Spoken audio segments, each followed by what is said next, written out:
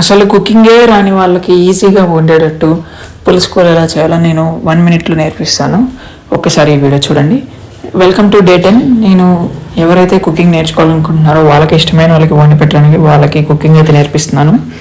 So ఇది pressure cooker recipe అనమాట. సింపుల్గా అయిపోతుంది.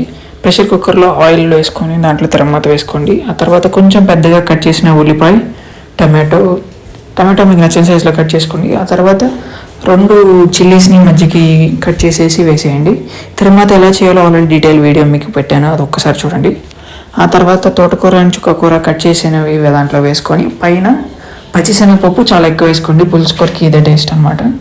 మీరు కట్ చేసుకున్న ఆకులన్నీ దాంట్లో పట్టకపోతే ఒక 2 మినిట్స్ మీరు అలా వదిలేస్తే ఆ వేడికి ఆకులు ష్రింక్ అయిపోతే అప్పుడు మీరు ఎక్స్ట్రా ఆకులు పెట్టచ్చు. దీంట్లో వాటర్ అనేది పోయకూడదు, దాని నుంచి చాలా వాటర్ వస్తుంది. సో పైన జస్ట్ చేత్తో అలా కొంచెం వాటర్ అలా కొంచెం పోసేసి మూత పెట్టండి, దాని నుంచి చాలా వాటర్ వస్తాయి.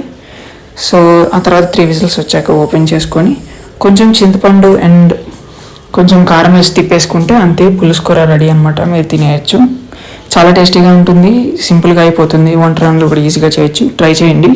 అండ్ రోజు చెప్పేమాట, మందు సిగరెట్ అలవాటు ఉన్న వాళ్ళు దయచేసి ఆ అలవాటుని మానుకోవడానికి ట్రై చేయండి.